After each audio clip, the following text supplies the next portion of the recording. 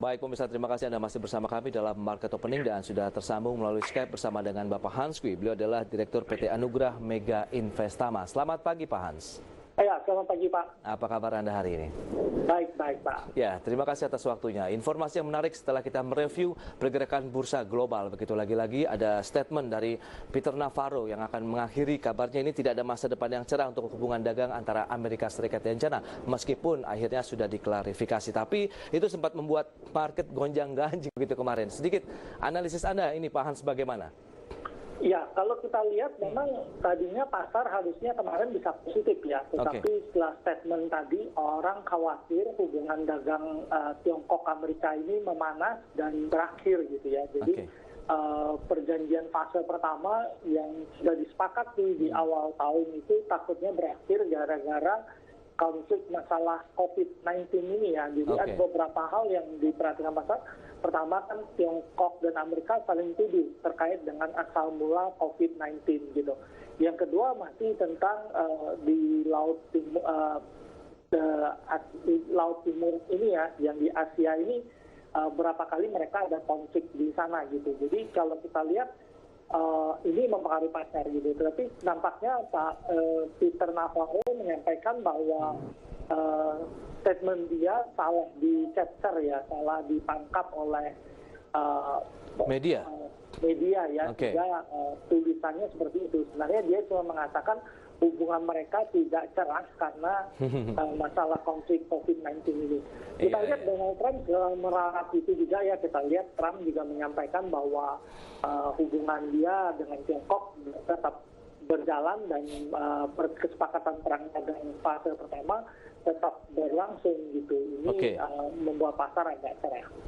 Baik, dengan pergerakan positif di zona Eropa, kemudian Amerika Serikat dan Asia, Anda melihat bagaimana ini menjadi sentimen pendorong setelah indeks harga saham gabungan juga mengalami tekanan jual yang cukup kuat dari investor domestik maupun asing, Pak Hans.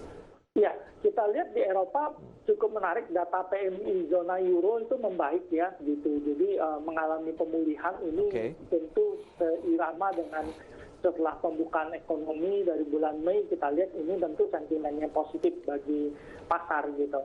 Kalau kita lihat di Wall Street sendiri, kekuatan datang sebenarnya dari saham-saham teknologi ya. Dari kemarin saham teknologi terus mengalami kenaikan. Mereka mengantisipasi lonjakan kasus COVID-19 di mana kembali terjadi rotasi lagi gitu. Ketika kasus COVID-19 meningkat, terjadi lockdown di sana, saham-saham teknologi yang diuntungkan akibat lockdown ini menguat dengan cukup banyak gitu. Nah, tetapi sesudah kasus COVID terkendali kan terjadi pembalikan ya, saham teknologi agak terkoreksi, saham-saham yang diuntungkan oleh pembukaan ekonomi lebih menguat gitu. Nah, kembali setelah kasus meningkat kita melihat kembali saham teknologi diakumulasi. Kabar baik datang kuat sekali dari Apple ya, karena dia akan merilis OS baru di laptop mereka sehingga mereka punya kekuatan sama dengan di handphone ya gitu. Yang kedua dia akan memakai chip sendiri ya gitu, tidak memakai chip dari Intel sehingga menimbulkan ekspektasi laba korporasi akan lebih banyak ya dari hasil aktivitas ini. Jadi itu yang mendorong pasar Amerika menguat. Baik, dengan berbagai sentimen positif begitu ya, di tengah juga pandemi virus corona yang masih menjadi momok menakutkan, Anda melihat bagaimana dengan peluang pembukaan market pada hari ini setelah kemarin mengalami tekanan meninggalkan lagi level 4.900. Apakah level-level 5.000 ini menjadi tahanan yang cukup kuat, menjadi level psikologis lagi kalau kita bicara mengenai pergerakan IHSG? Ya, nampaknya indeks kita udah berapa hari itu tertekan agak turun ya, kita lihat biarpun penurunan nggak terlalu banyak yang terjadi di pasar kita gitu. Faktor eksternal rata-rata menjadi penghalang penguatan indeks kita ya gitu. Jadi ini yang jadi tekanan atas indeks kita. Nah, tapi kalau kita lihat hari ini kita perkirakan indeks kita berpeluang untuk konsolidasi menguat gitu ya, dengan support level 4850 sampai dengan 4821, resisten di 4938 sampai 4970. Kemungkinan hari ini ada penguatan di indeks harga saham gabungan. Baik, peluang rebound terbuka ya berarti untuk nanti pada saat pembukaan market hari ini Pak Hans? Ya, harusnya kita pikir peluang rebound terbuka di pasar ya untuk hari ini. Kita akan sampaikan terlebih dahulu informasi terkait dengan saham yang cukup menarik dan atraktif juga ini Pak Hans. Kita akan cermati dan selengkapnya bisa Anda saksikan di layar televisi Anda. Dari pertama kita lihat Summarecon Agung Tbk dengan kode sahamnya SMRA. Emiten update yang bisa kami sampaikan adalah laba bersih dari Summarecon Agung ini mengalami penurunan 12,31% menjadi 37,04 miliar rupiah di kuartal 1 tahun 2020. Ya, kita lihat pada penutupan kemarin, SMRA mengalami penurunan sekitar 5,3% di posisi 625. Adapun kinerja dalam satu bulan masih bergerak positif sekitar 49,5%.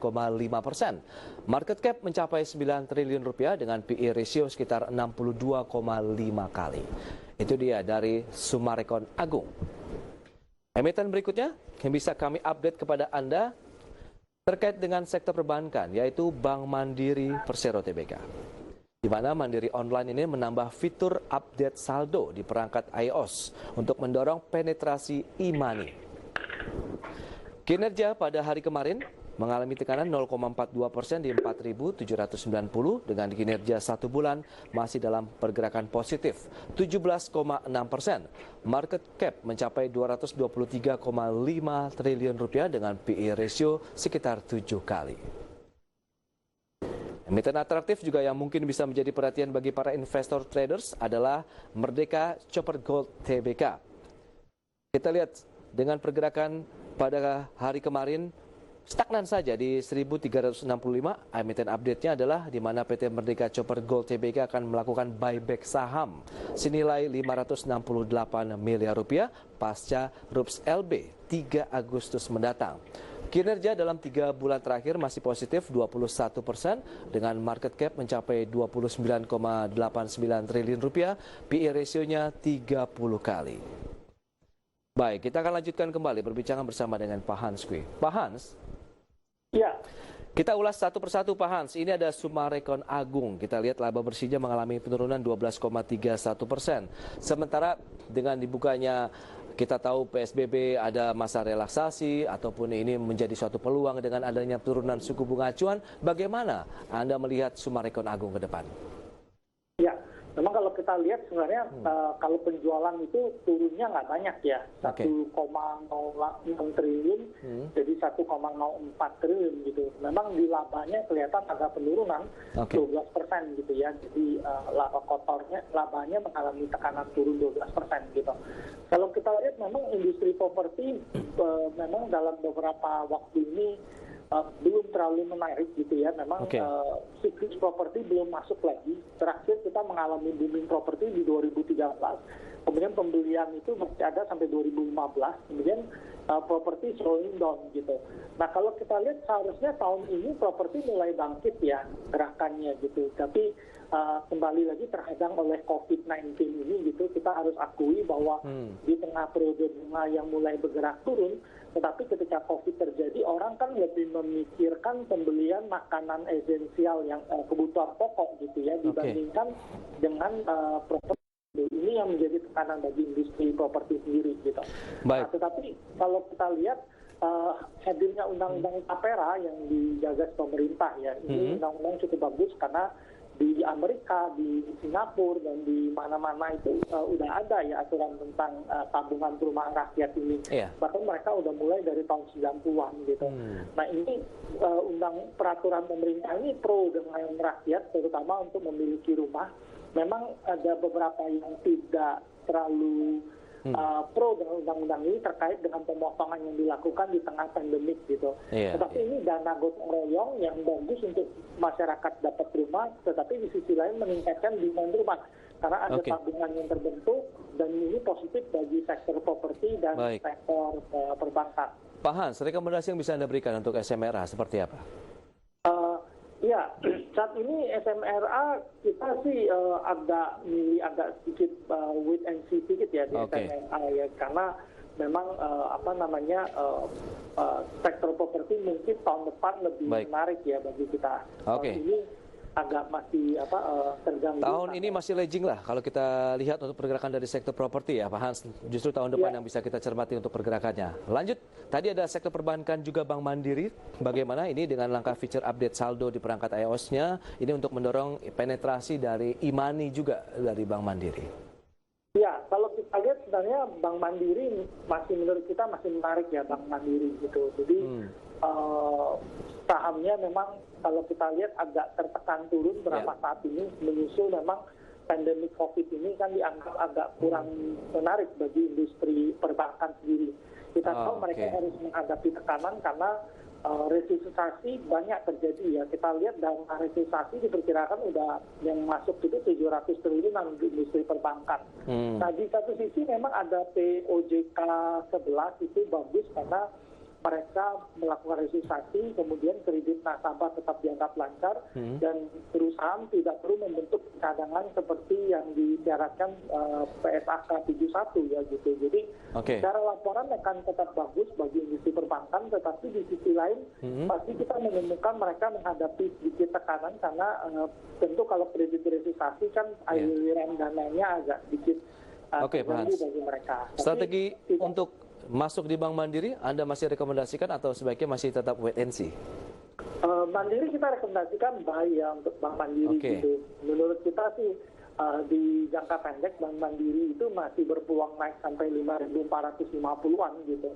Dan di level-level sekarang kita pikir di 4.650 sampai dengan 4.750 kita sampai ini ya 4.850 kita rekomendasikan beli untuk Bank Mandiri. Oh, ada peluang ke 4.850 ya?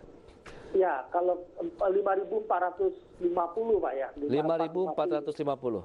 Baik, itu dia untuk Bank Mandiri. Berarti pun nanti pada saat opening kita bisa mengambil posisi beli ya untuk jangka short term atau medium to long. Kalau long term pun kita berpikir bahwa Mandiri masih tetap menarik bagi kita ya, karena kalau kita lihat memang orang berkata bahwa industri perbankan ini mungkin akan agak terpukul gitu.